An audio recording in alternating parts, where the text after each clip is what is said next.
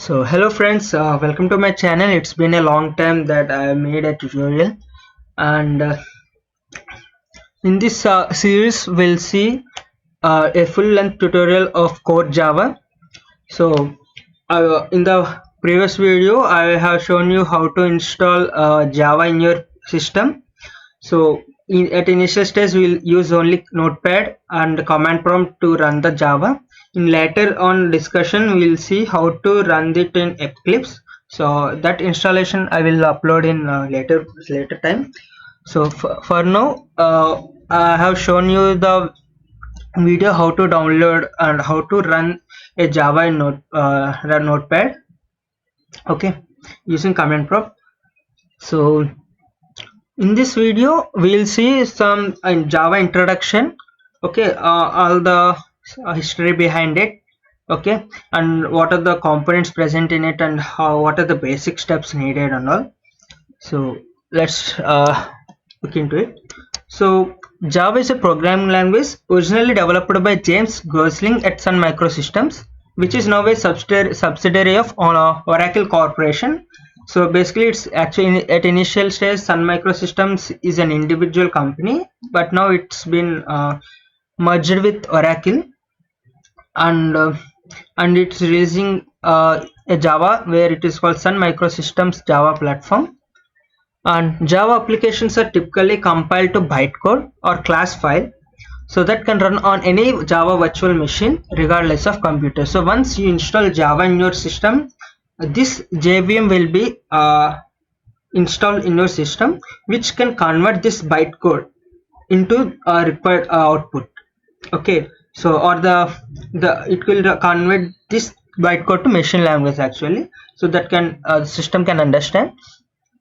So this JVM is the most powerful thing that made Java unique, because in C we can't do the software in one OS and run that file in other OS. I mean the software exe file, okay, because in C we don't have this feature, but in Java this JVM helps us to convert this bytecode that was developed in one operating system, and can run the can convert. So this can convert for basically this bytecode file will be different when you develop it in Windows, and it will be different in Mac, and it will be different in Linux. So this JVM will help to convert that file made in Windows to the particular OS that is currently in use. So we can run this bytecode file in any operating systems. So that's why we call it as run once and run anywhere. So let us see the features of Java. So there are 12 features, and those are called Java buzzwords. So first is simple, object oriented, platform independent, secured, robust, architecture neutral, portable, dynamic, interpreted, high performance, multi-threaded, distributed. So let us see one by one. So it is simple. So Java is simple in the sense that syntax is based on C++. So easier for the programmers to learn it after C++.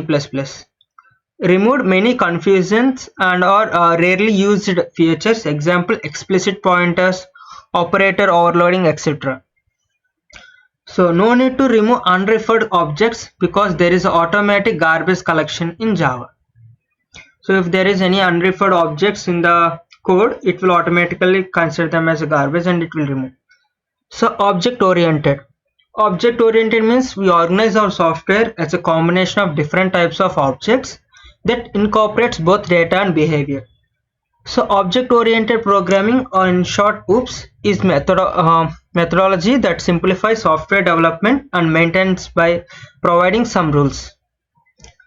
So basically in object oriented we can see, while when you start the coding part, you can understood the main advantage of object oriented programming. For now, just it's like an organized way of writing a code in simple terms. So in this base, so the basic concepts of OOPS are actually object, class, inheritance, polymorphism, abstraction, and encapsulation. So we'll see them one by one in the later classes when we start the OOPS concepts. Now platform independent. So as I told earlier, so a platform is a hardware or software environment in which a program runs. There are two types of platforms, software based and hardware based. Java provides software based platform. The Java platform differs from most other platforms in the sense it's a software based platform that runs on top of other hardware based platforms. It has two components: runtime environment, API, application programming interface. Okay, so Java code can be run on multiple platforms, example Windows, Linux, Sun Solaris. So Sun Solaris is also it's like Windows, Linux only, but in olden days it is being used on Mac OS, etc. So I told you the Java code is compiled by the compiler and converted into bytecode. This bytecode is platform independent code because it can be run on multiple platforms. So that is called write once, run anywhere. And secured. Java is secured because no explicit pointers and programmers run inside virtual machine sandbox.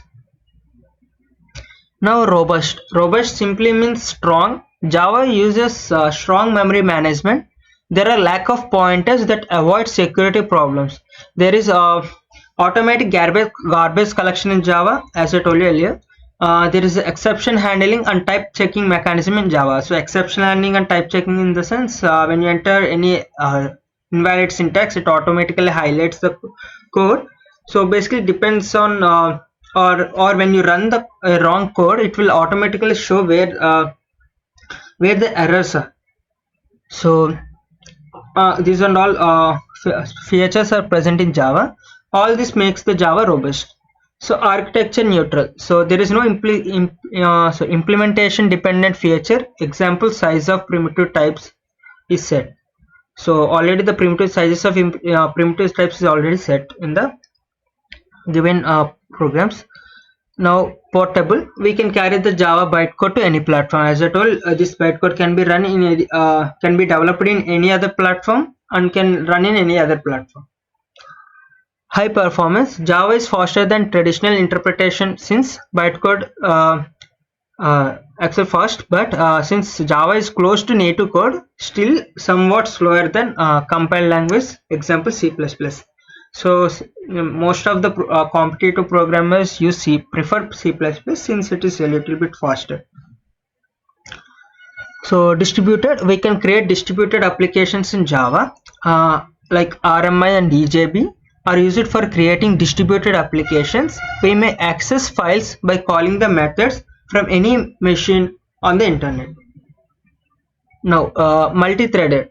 So a thread is like a separate program executing. Currently we can write Java programs which that deals with many tasks at once by defining multiple threads. The main advantage of multi-threading is that it shares the same memory. Threads are important for multimedia, web applications, etc. So the main idea behind multi-threading is to use the same memory for the multiple purposes. So sharing the same memory, and it will be threads. Where we use these threads are in multimedia and web applications. So when you look into the Java version history, that is what are the versions that has been released till date. So initially it was released in 1995 and it is a alpha beta and version, that is test version. So since it is a test version, companies are not used it at that time. So after the new release, stable release like JDK1, Java Development Kit, okay, JDK means so here we can see version 1.0 released in 1996. In each year the dates they are given, and then the versions are 1.1, 1.2, 1.3, 1.4 till 1.4 it's fine, and then in the next version they have released Java, that is version 5. So basically these are same thing, continuation only. If you see like 1 2 3, it will be the same. They are just they're thought of changing the naming of version as 1.4 and 1.5 like to 5 6 like that. Okay, still you can see there are a few places Java 1.5 also, that means it is Java version 5. So 4 5 6 7 8 9. So this is the latest version.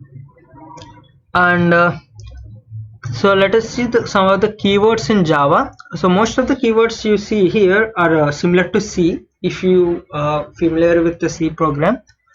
Okay, C, C++. So it makes you too easy to learn. So here it is list of keywords in Java programming language. You can't use any of the following as identifiers in your program. So we can't use the same name as a variable name. Like for example, if it is a break, you can't use a identifier or a variable name named as break or final, float, like that. The keywords const and goto are reserved even though they are not currently used. So in this till date, those two words const and goto has been not been used in the Java. But those keywords are present but not been used, that's it.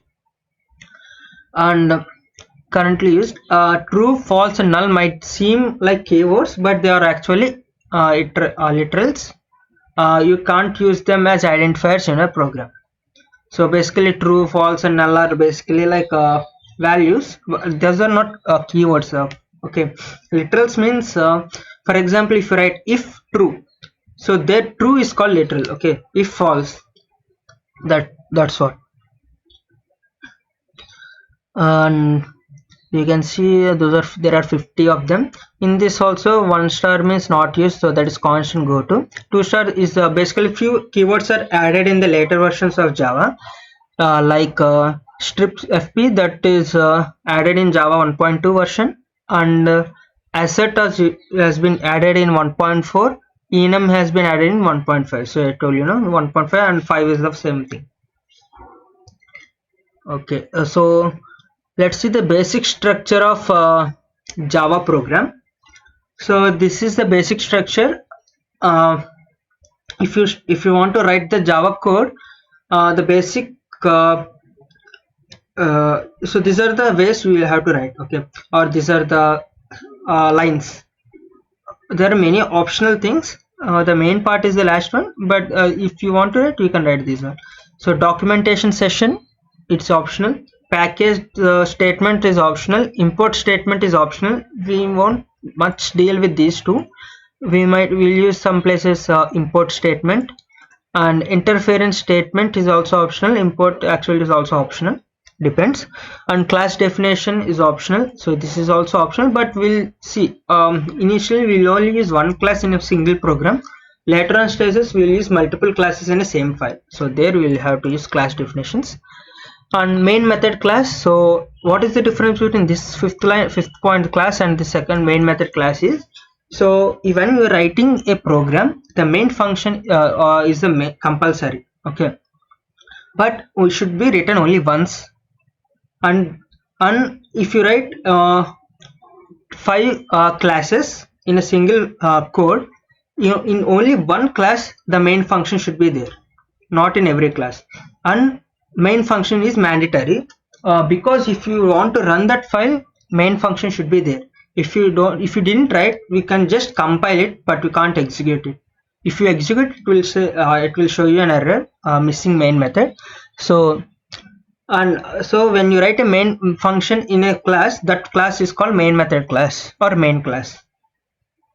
So in this video we have covered the introduction. In the next video we'll see how to start the coding in the Java.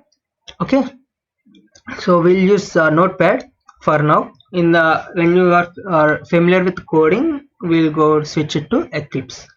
So thank you for watching. I hope you understand, and like, share and comment. Please support my channel, and thank you for watching.